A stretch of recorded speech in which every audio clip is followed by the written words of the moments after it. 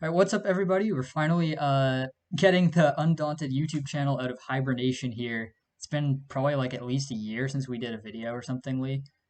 But Yeah, it's been a while. It's been a while. it's Yeah, been a it's been a minute. while.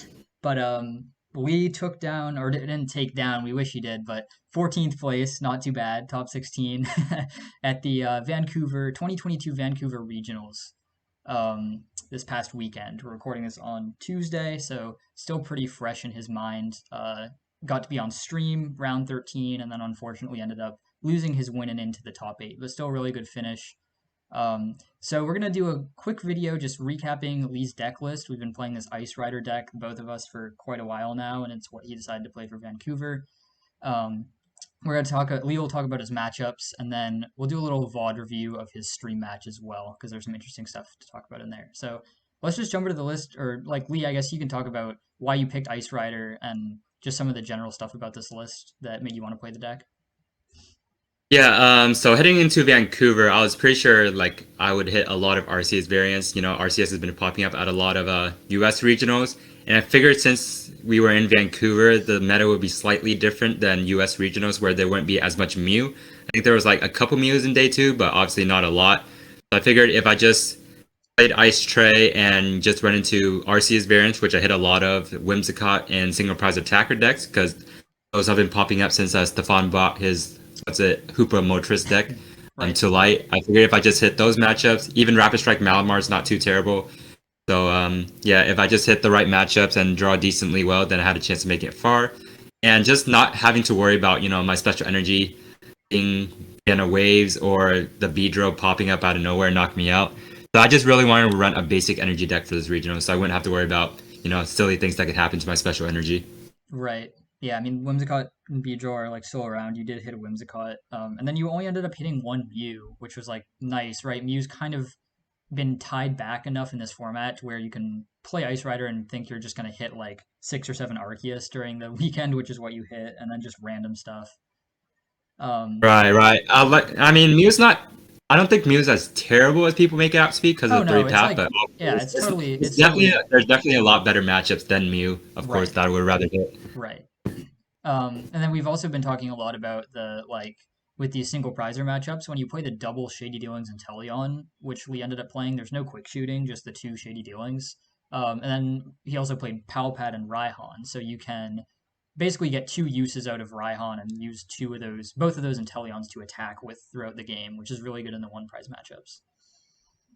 Right, so basically you just go VMAX, and that should be able to take about 2 or 3 prize cards before it gets knocked out. Then you can go double Shady Dealings and Teleon with the Raihan and Palpad and attack with those, and then you just finish off the game with another VMAX. So basically you force an 8 prize Eight game prize out of game, them, and usually they can't obviously outrace you when you force them to take more prizes than they want to.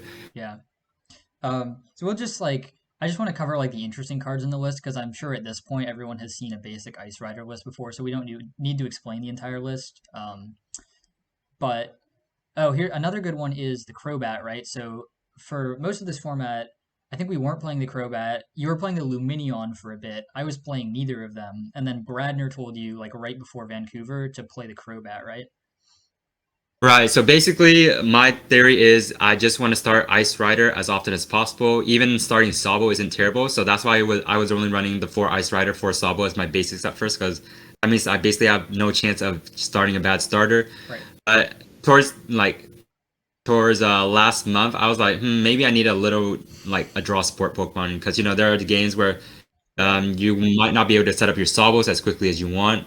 So that's why I add the Illuminion just to give myself an early research, even give myself an early Leon, so I can potentially cheese games of Leon Pierce, Yeah, which that does happen a happens. couple Yeah. times against us Inteleon decks, because sometimes you just start Sabo Pass. Right. So yeah, I was running the Illuminion for a bit, but it just didn't give me enough like draw options. Also, it's kind of fragile, and my theory over Luminion over Crobat first was because I could potentially awkward return with Luminion, so that kind of preserves the prize trade, so they can't just boss my Luminion for an easy game. Yeah, But but that like never happens in practice though, I think. right, I think there was a cool time where I won an online event by using Aqua Return Yeah. to knock out my opponent's single prizer. Other than that, yeah, just given the Crobat, I use Crobat so much during the weekend. I'm so glad I had it. It's probably the best card in the deck.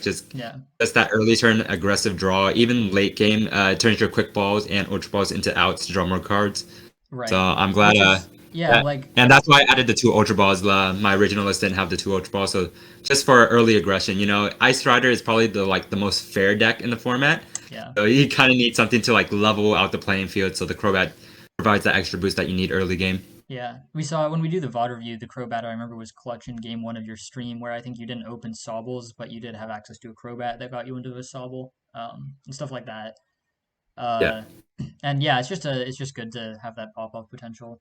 But yeah, 4-3 Ice Rider is very standard. 4-3 Drizzile very standard, and then obviously Lee didn't opt to go with any quick shooting. Didn't think that would be needed for the weekend. Just have double shady dealings for search and for attacking. Um, Yep. One count that I always feel bad about is when when I want to put Tex in Ice Rider, I always cut a bucket, and we did the same thing, went to 2 bucket, but 3 bucket, you can get punished for the 2 bucket at times.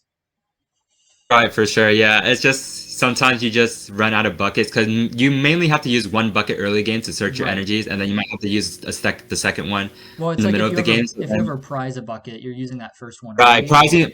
I think one time I got punished, or the times that I did get punished for only running 2 bucket was when I prized one. But theoretically, you only need two throughout the game. But if you Right. prize one, Right. obviously, then it kind of hurts, and then you have to rely on raw drawing your Right. water energy, which is another reason why Crobat's nice, right? Because it Right. lets you draw more. So It's you're less always likely to waste water energy in that case. right. Obviously, just having an out to be able to search out your RNGs is nice. So if you want to play a little safe, I would suggest 3 bucket. But I mean, everything in the list pretty much held its worth throughout the weekend. So I can't say I regret it. Yeah, for sure. Um, Scrapper, just for Arceus for Big Charm.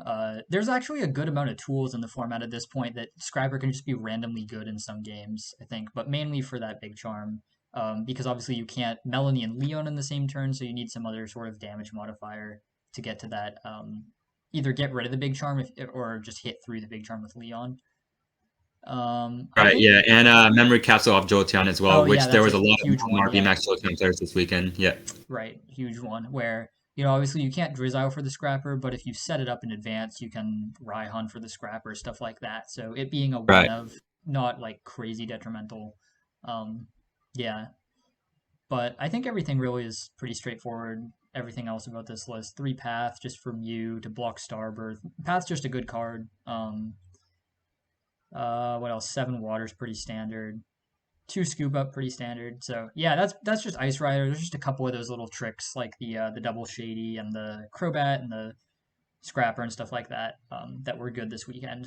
Just meta call stuff. But that's pretty much the deck that Lee went with for 14th. So let's tab over here. I have his matchups typed out, so we can just go through those really quick. Um, so like day one, just go through what you hit, Lee, and if there's anything that was like weird or unexpected, um, and how you handled stuff. Sure. Yeah, I'll just go through my matchups and like a quick description of each match. So round one, I hit Arceus Moltres.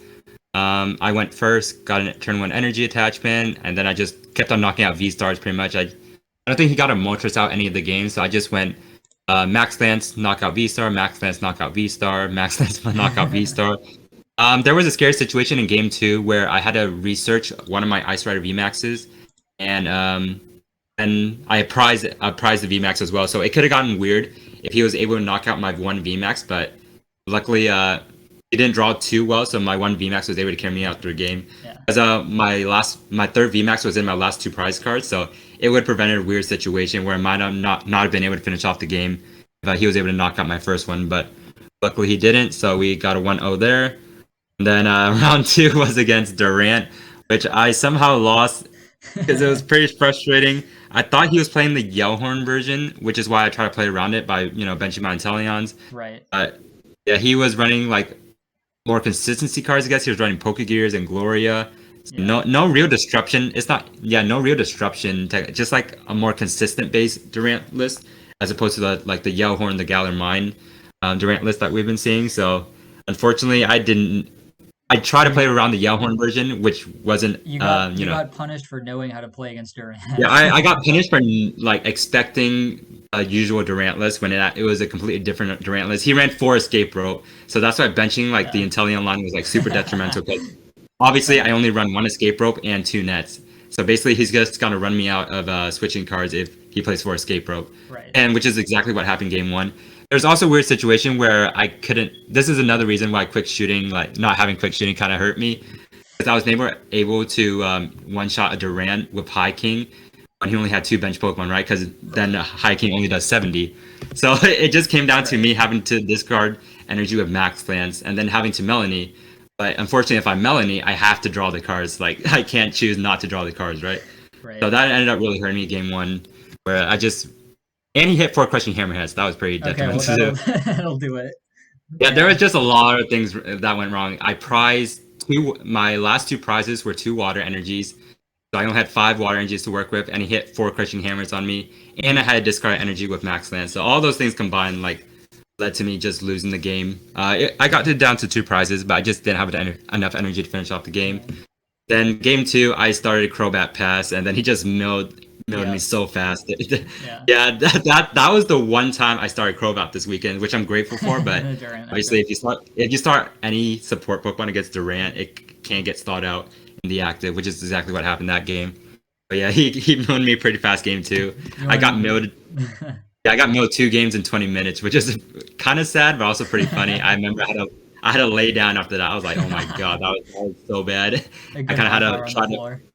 Yeah, I had to Yeah. avoid tilt at that point. So yeah, that was a tough Oh, one to move on from. But but you bounced yeah. back. So You bounced back. yeah, I was The like just trying to keep a liminal strong mental mindset. liminal I deck. was like, oh, Yeah. mhm.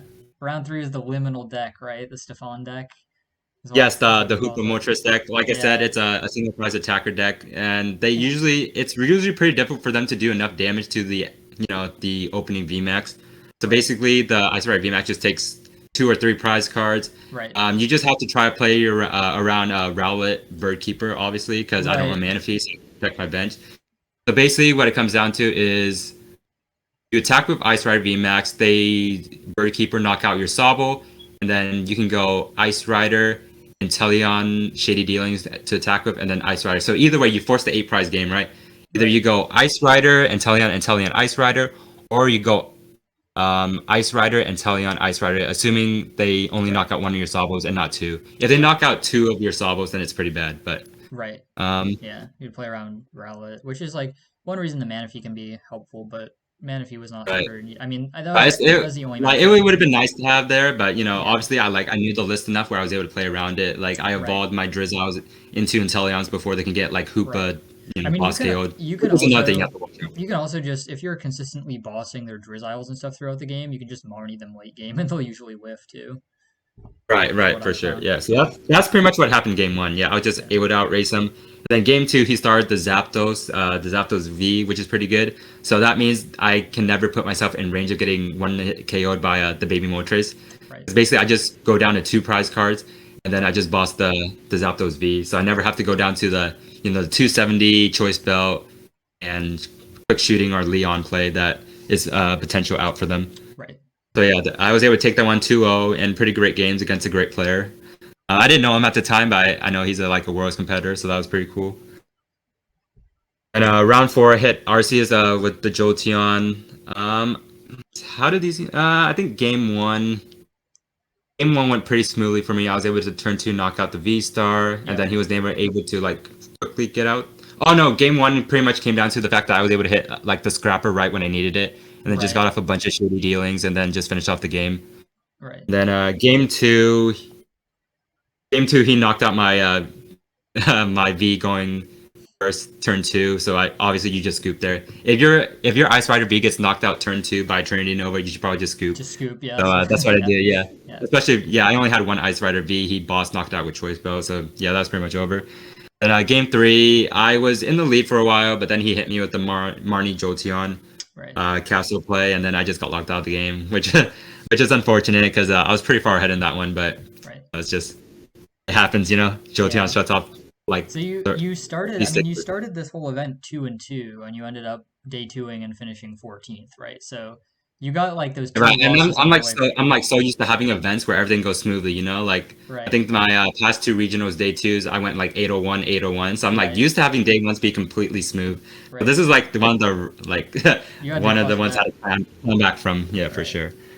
Yeah, and But then round five, I hit Jolteon VMAX. No mana fee, which would have right. made this matchup completely free. But luckily, we have Choice Belt and Leon now, so I do Right. 310 to Jolteon VMAX. So that's pretty much what I did the two games. She drew pretty Scrapper poorly pretty game good there two. too. Oh yeah, the Scrapper scrapper. the It scrapper the didn't. badges. Right, it didn't end up mattering. The scrapper didn't end up mattering too much, but it's a nice option to have, Yeah. obviously. But game one, I just went. Yeah, like what did I do? Yeah, Max Lance, Choice Belt, Leon KO the first VMAX, Pow Pack, Pow Pad back into Leon, and then Max Lance 310 the second Jolteon VMAX per game. Yep. And There you go. game two, she drew pretty poorly, and I was just able to run him over. If Jolteon draws pretty poorly, then it's pretty easy to take advantage of it. Yep. Then round six was a Gengar Strike. Uh, First game was pretty close. I think it got down to like 1-1 prize, and then she just didn't have a way to get out of the active. After she used Swallow Up, she couldn't take a knockout on my Ice Rider VMAX. So luckily, I was able to pull that one out. And then game two, I mean, she just had Gengar hands. I like to say either Yeah. she discarded Urns too early, she had Urns prize, or she just didn't get enough Houndours down, which Right. honestly happens a lot. That's why I hate playing like single strike or Gengar strike. I feel like that happens more often than not. So, Yep. yeah, another quick 2-0 there.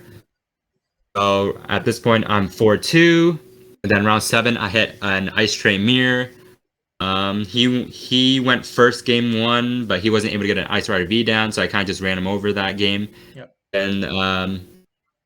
And game two, let's see, I drew okay-ish, just not enough to keep up with him because he had a pretty explosive start going first. So he kind of ran me over in that one. And then game three, I went first, got first an energy attachment. Then we were trading prizes back and forth. But it came down to the fact that I just had more Sobbles on my bench than he did. So I had more outs to draw out of than, and he was stuck with just having to draw off his top deck instead of being able to search for what he needed. So that's what it pretty much came down to. Right. Yeah. And then The we game had three was our yeah. yeah. I was gonna say then we had the super interesting round eight, right? The round eight was the Draxel VMAX. Right. Round eight was Dracozo, and I sort of knew about it because she had beaten one of my friends earlier in the day. So I didn't know she was the one that played Dracozo, but I kind of expected. You know, I tried making Dracozo work for a while, so I kind of knew like the general list. Even like it wasn't her exact sissy, I kind of knew like the general. You know, she has Ice Pop, she has Mumuchi, she has like 4 Shero. So Right. yeah, game one I was able to go first, and just usually it's pretty simple. You just go Max Lance. Even with, I think it's better now with Choice Belt because you can go Max Lance for 160, and then you either force him to have multiple Mumuchis, multiple Ice Pops heads, or a Shero. So that's pretty much what I did game one. I just, Max Lance for 160 and be like, okay, you have to hit a lot or you have to Shero. But if you Shero, you lose your energies. Eventually, even I can run me out of energies. Right. That's pretty much what happened in game one. Yeah, I just kind of, I bided my time and then just knocked out the VMAX eventually after a couple Max Lances, and she wasn't able to get enough healing. And game two, she just drew pretty poorly.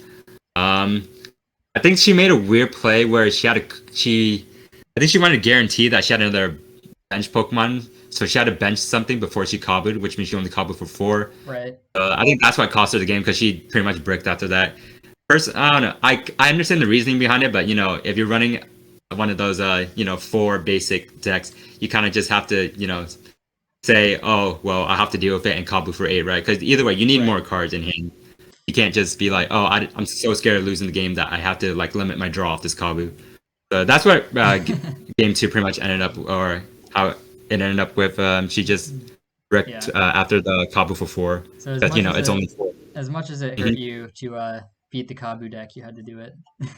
Yeah, I mean, it wasn't my teeny deck, so I was cool with that. So there weren't hammers in it. No, no hammers. No, there was just a lot of Ice Flops and a lot of Mumuchis. So actually, I think there might have been hammers. Actually, she did flip a few hammers on me, so there was actually hammers in that deck. Yeah, that's funny. yeah. But so at this point, you're 6-2. And so most people, I mean, I remember looking at the limitless, or sorry, the RK9 pairings, and you usually just see orange, orange, orange, everyone IDs, right? And you said, no, I'm going to play out because obviously we know that, if you don't, if you don't value like just getting the day two as much as you want to like really place well in the tournament, you don't want to like if you think you can win the last round, you don't want to ID it. You want to take the 3 points instead of the 1 point, right? Because it's a lot easier to actually make top eight when you go into day two with that extra 2 points. And that's what you decided to do when you got rewarded by hitting a free matchup. So how'd that go? Right. So basically, some backstory behind it is after I after I won round 8 and I was 6-2, I would just talk to my friends. I was like, oh, I'm like 60-40% sure I'm gonna play this next one out because I think it just comes from my background as an athlete. Playing sports. Like Right. your coaches are always telling you play to win. You don't play to just be mediocre, right? Or Right. you play to win. You don't play to tie. So that's kind of the situation I applied here. It's like Right. they were like, "Oh, what if you lose like your last round?" I was like, "But what if I don't?" Right? Then I get the extra match points for day two, and I was like, "The day two competition is so stiff, and I don't really care about the money as much as I care about making myself like to be a better place to make contention for top eight, right?" Right. I was like, I think I will take the extra match points. Obviously, if I hit like a local or a close friend, I'll ID with them. But Yeah. if I hit someone I don't know and like have a sense of what they're playing, or even if I don't know what they're playing, I would rather just take my chances. Be like, oh yeah, I can go 6-3, make top 64, Right. or I can just get the extra match points, set myself up better for day two. So, Right. but funny story is round 9, I was sitting at the table, and this is when I was still considering IDing, and I see everyone next to me start playing, and I was like, oh, so all these 6-2s are playing. So that kind of like motivated me to play my match too. It turns out I was looking at the wrong side of the table, and the people next to me that were playing were actually 5-2-1 and not 6-2 like I thought.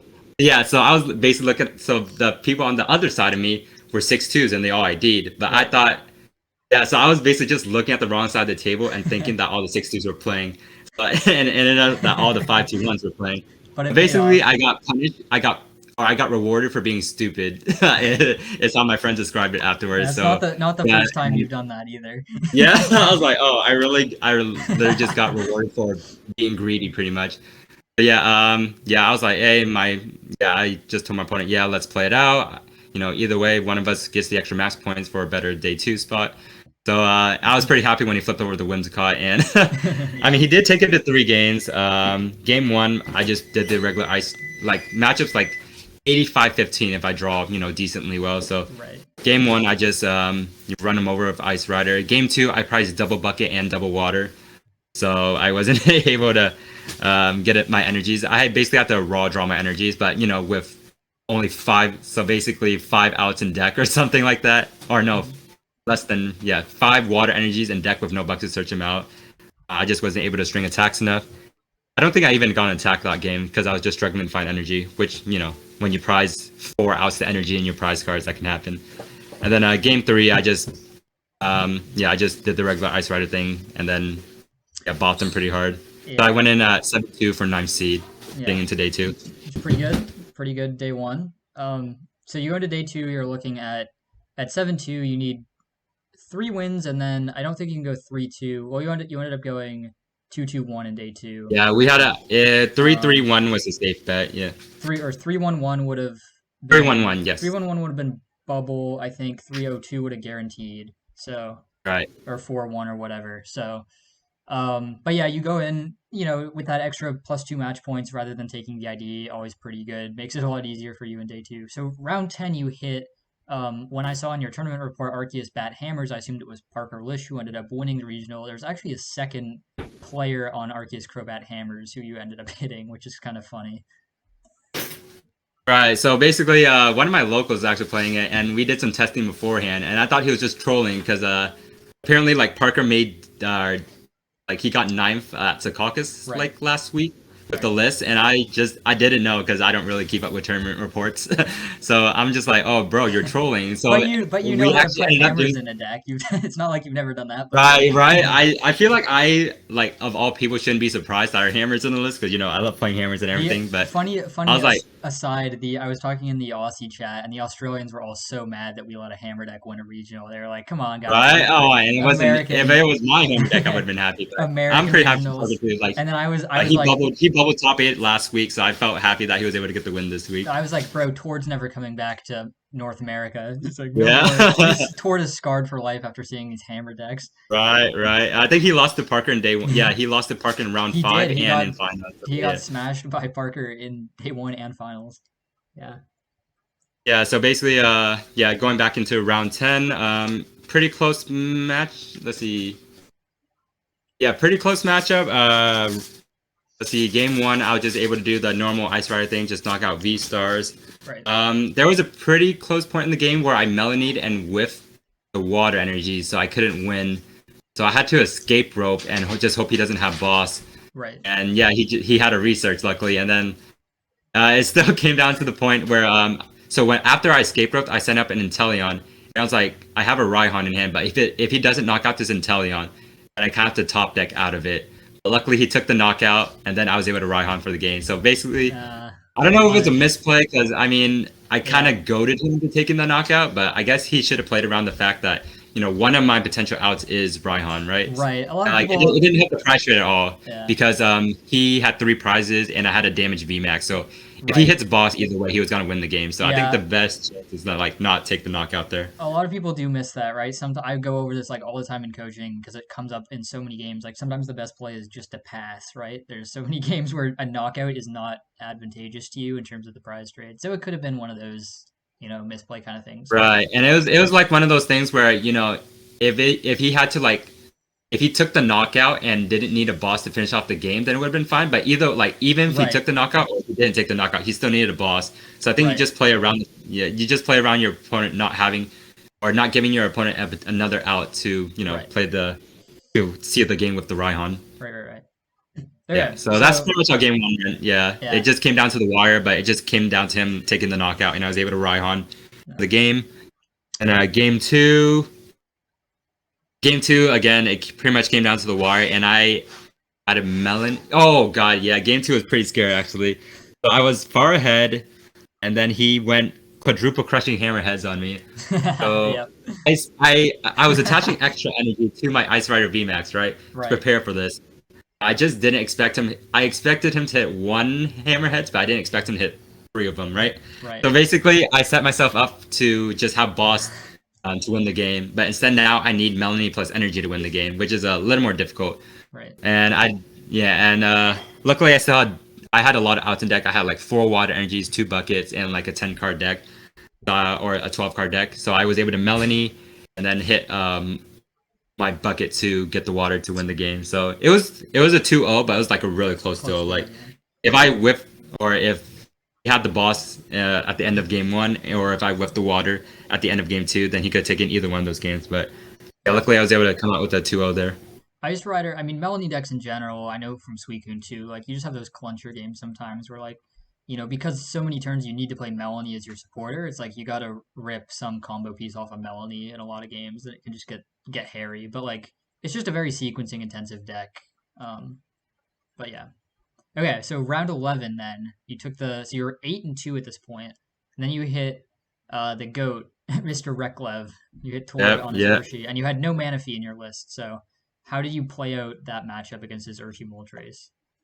Yeah, I think this was probably the best played match of the weekend. Unfortunately, I lost because we only had one game. So it was a really good one game. But yeah, so basically, he won the coin flip and he elected for me to go first, which makes sense because his deck wants to keep calling. But obviously, that works out in my favor because I get to do the potential turn 2 max lance KO on his boss KO on his Urshifu.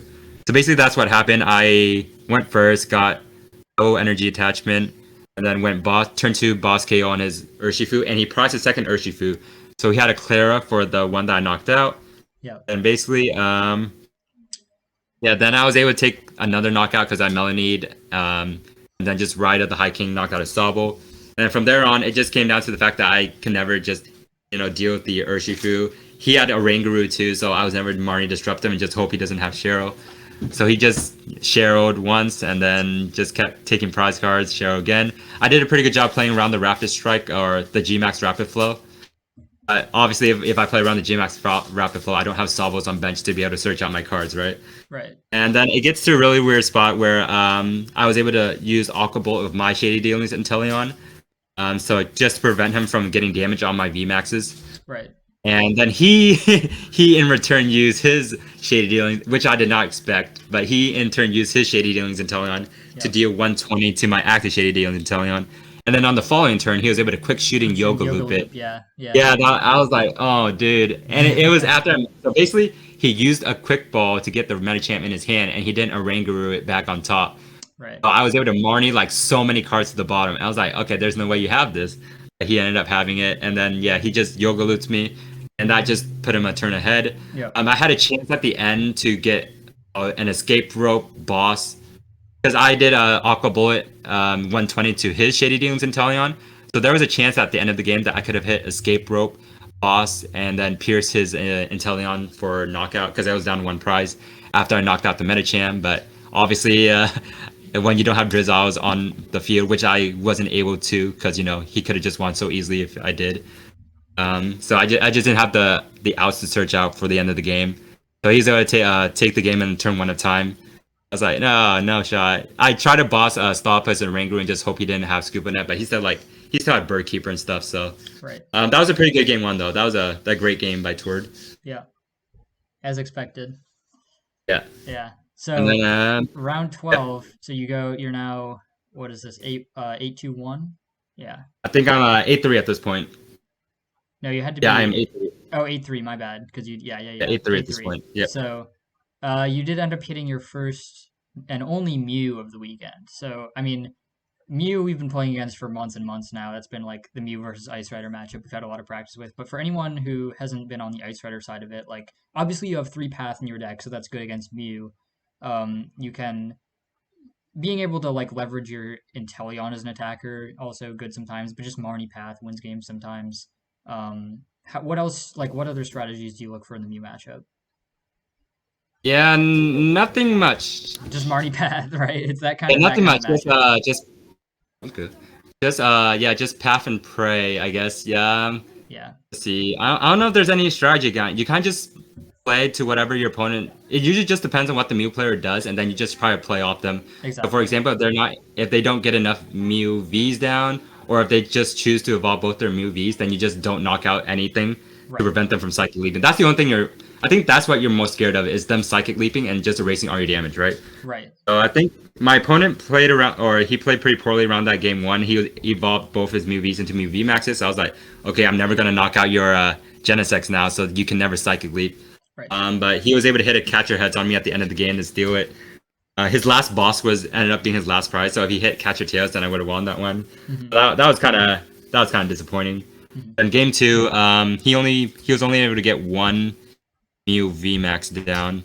And then so it just pretty much came down to the same strategy. I'm just not gonna knock anything out until I can knock out this Mew VMAX, and then you can't really do anything. So he realized that early on. He had like 4 Genesects and like Mellow. No, he had 3 Genesects, 1 Meloetta, 1 Oricorio, and 1 Mew VMAX. And then he realized what I was gonna do, just like not knock anything out until I knock out the Mew VMAX. So he scooped that one. But our game 1 was pretty long, so we ended up tying game 3. He did get the turn 2 knockout on my Ice Rider V. So I think I might have lost that game if it didn't get close to time. Yeah, but So we ended up tying in that one. Yeah. Yeah. Okay. So On that one, and then, picked up a yeah. tie. Right. So you're in a position. I think you're 25 or 20. I guess 25 match points here. Yeah. 8-3-1, 25. Yeah. 25 match points. So you needed to. I mean, I remember. Obviously, I was keeping up with you throughout the tournament. One of the funny things about this weekend was Lee didn't have cell service in the venue. So I didn't get to talk to him until like he left the venue, but I was obviously watching RK9 and talking to other people at the venue and stuff. So I remember looking, he was at 25. He needed to win rounds 13 and 14 to bubble into top 8. So you did get there in round 13, which was your stream match. They put you on against Arceus and Teleon Moltres. And you 2-0'd him, I would say like relatively easily, but there was a little bit of like, there was some clenching in those games. So we're obviously going to go over the stream match in a way more detail because we can actually talk about all the plays. But that was a 2-0 there, and then so let's just go to your round 14. You're winning in for top 8. You hit the dreaded Jolteon against Arceus Malamar VMAX with the Jolteon. I think this was Gabe Smart, correct? Yeah. this is a smart TCG himself. Yep. Yeah. So how did that go? You did take a game off of Jolteon, and then Yeah, unfortunately so just couldn't basically push that. this was obviously the one matchup I didn't want to face because Right. Jolteon shuts off my Drizzles, and I did a pretty good job avoiding it until right at the very end there. Honestly, I don't think that matchup is too bad with the Scrapper.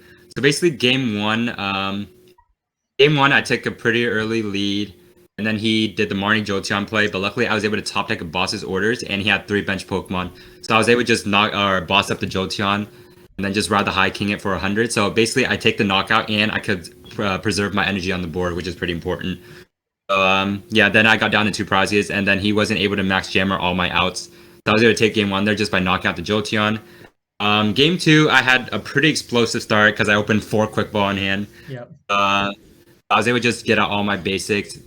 I think I did a little sequencing error where I didn't use all my quick balls because I want to keep the path in hand to path him. Yeah. I think I should have used the quick ball to discard the path and just try to get one extra Sabo down. Because my beginning board state was just a Sabo, an Ice Rider, and a Crobat because I didn't use my quick balls effectively. I don't think it mattered too much because again he just stuck me with the Marnie Jolteon play. So luckily it didn't punish me too bad. Like either way, when you do or when he gets the combo down, it's pretty tough to draw out of. Right. And then game three was the pretty heartbreaking one where I did a good job of holding the Scrapper until game three, so he wouldn't expect it, and he used an Ultra Ball to discard one of his capsules, and then he attached the second one to the EV pretty aggressively. So if I had just Drizzle for Scrapper, and then that pretty much guarantees that he never gets Jolteon, or Jolteon never becomes a problem for me again. Right. I figured if I path him, then I stop Starbirth, which gives me like another out to like have him not draw the Jolteon, because without Starbirth, you can't search out the Jolteon outs, right? So you went. So You I just opted to Drizzile for Path here instead of Scrapper, yeah, I which Drizzle I out think for is Path fair. instead of Yeah. Scrapper, and just hope if I'm because he needed like V Star, Malamar V, and the Jolteon, right? So I figure if I path him, I just prevent him from like completely setting up. Right. But But he was able to draw into all of it pretty well without using Starburst. So basically, I should have Drizzle out for Scrapper and just prevent Jolteon from ever becoming a problem for me. But right. unfortunately, I didn't, and then I got Marnie Jolteon out of the game once again. Yeah. That was pretty disheartening. It was my fault though. Right. At the end of it, so I wasn't too upset because I just didn't play to my outs correctly. Because usually the way I play that matchup is, or my reasoning is, if I leave Scrapper in the deck, that becomes another out for me off, off like a Marnie, because I can either draw a boss to knock out the Jolteon, a Research, or a Marnie to draw out of Jolteon, or the Scrapper to give myself Shade Dealings access. So I Right. figure if I leave the Scrapper in the deck, that becomes like an extra out to draw into, right? But Right. Right. Right. that can be pretty difficult when you can't use Drizzle to search for it. So Right. I think I should have. I think that was the problem I made in my round four matchup too. Is I just wasn't aggressive with the Scrapper enough when I had it, Yep. and then it just got Marnied into the deck, and I never saw it again. So Right. it was pretty difficult to play around. I wish I had more testing against that deck, but obviously I didn't know that people were going to play it that much. Right. But yeah, now I know for next time that I should just be aggressive with my Scrapper and just force them to find all the tools again. Right. And we definitely know that, moving forward into Astral Radiance, there's probably going to be some Jolteon still kicking around as people play Palkia, and Ice Rider is still pretty good in Astral Radiance. So there's definitely going to be these Inteleon decks kicking around. So having experience with these Jolteon matchups is going to be important for people looking to play Melanie in this format. But Right, for sure. that was Lee's run. I mean, top 16 out of 348 at Yeah, Vancouver. yeah, 14th place. Yep. Yeah, it's pretty good. Just the unfortunate loss in round 14, but I mean, again, against a good opponent in Gabe Smart, who then himself went on to bubble out of top 8, I think. So it just Yeah, he didn't got 10th. Yeah. yeah, didn't go anybody's way in that round 14. But Ice Rider, a deck that popped up at Vancouver and at Bremen across the ponds. I think there was 4 of them in day 2 over in Germany. Um, and then also in the Astral Radiance tournament at Full Grip, there was a couple Ice Riders that made it into top 8 in Astral Radiance format. So Ice Rider as a deck was very much back this weekend after kind of not really being like a huge factor in the format, at least in like the high levels of competitive play for a couple months, I would say. But Yeah. that was Lee's list and tournament run. So we do have the stream match to go over, which I guess we are going to record another time. But we will go more in depth with some of the plays for anyone who's interested in taking a look at that.